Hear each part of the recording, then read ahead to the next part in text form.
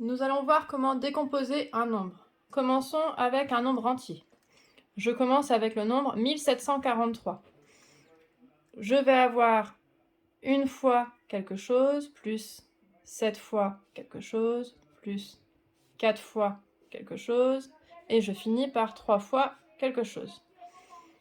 Je lis le nombre à voix haute, 1743. Je vais donc avoir une fois 1000. Je peux vérifier, j'ai 3 chiffres après le 1, donc je vais avoir ici 3 chiffres aussi après le 1, donc 3 zéros. Ensuite, 1743, je vais donc avoir 7 fois 100, puisqu'on dit 700. Je vérifie, après le 7, j'ai 2 chiffres, j'ai donc 2 zéros après mon 1. Ensuite, je vais avoir 40, 40 c'est 4 fois 10. Je vérifie, après le 4, j'ai un chiffre, après le 1, j'ai un zéro. Et enfin, je finis par 3. Je peux écrire juste 3 ou alors 3 fois 1 pour bien décomposer. Avec un nombre un peu plus grand et les zéros, je ne suis pas obligée de faire 0 fois quelque chose. Donc je vais commencer par 5 fois quelque chose. Si je lis mon nombre, 5 60 705. 5 millions, je vais avoir 5 fois 1 million. 60 000, je vais avoir 6 fois 10 000. Ensuite, j'ai le 7. 705, je vais avoir 7 fois 100. Et ensuite, j'ai le 5, c'est le dernier chiffre, c'est 5 fois 1. En réutilisant la méthode de tout à l'heure, je peux vérifier, après le 5, j'ai 6 chiffres. J'ai donc 6 zéros après mon 1 ici. Après le 6, j'ai 1, 2, 3, 4 chiffres, je vais donc avoir 4 zéros. Après le 7, j'ai 2 chiffres, je vais donc avoir 2 zéros.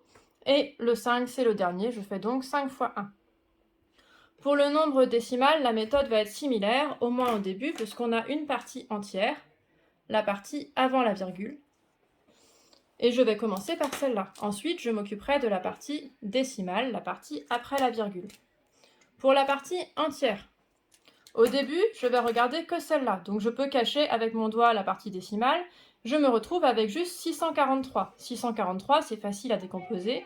600, 6 fois 100. 40, 4 fois 10. Et ensuite, je fais 3 fois 1. Après, je m'occupe de la partie décimale. Pour la partie décimale, j'ai 472. 4, c'est le chiffre des dixièmes. C'est le premier après la virgule. Donc je vais avoir 4 dixièmes. Premier chiffre après la virgule. En dessous ma fraction, je vais avoir un 1 et un 0. Un seul 0 parce que c'est le premier chiffre après la virgule. Ensuite, après, j'ai 7. 7, c'est le deuxième chiffre après la virgule. C'est le chiffre des centièmes. Je mets 2 zéros. Et ensuite, j'ai 2. 2, c'est le troisième chiffre après la virgule. 1, 2, 3. Je mets donc 3 zéros. C'est le chiffre des millièmes. J'ai décomposé mon premier nombre. Pour celui d'après, la méthode sera similaire. Je m'occupe de la partie entière en orange. Alors, 7052, je cache. Je lis bien 7052. 7052, ça fait 7 fois 1000. Plus 50, 5 fois 10. Et je finis avec 2 fois 1. Je réutilise la méthode que j'avais vue pour le nombre entier. Je passe ensuite à la partie après la virgule, la partie décimale. Je vais avoir 3 et 2. 3, c'est le deuxième chiffre après la virgule, c'est le chiffre des centièmes. 1, 2, deuxième chiffre après la virgule, je mets 2 zéros sous ma fraction. Ensuite, je m'occupe du chiffre 2. Le chiffre 2, c'est le troisième après la virgule, c'est le chiffre des millièmes, parce que dans 1000, il y a 3 zéros.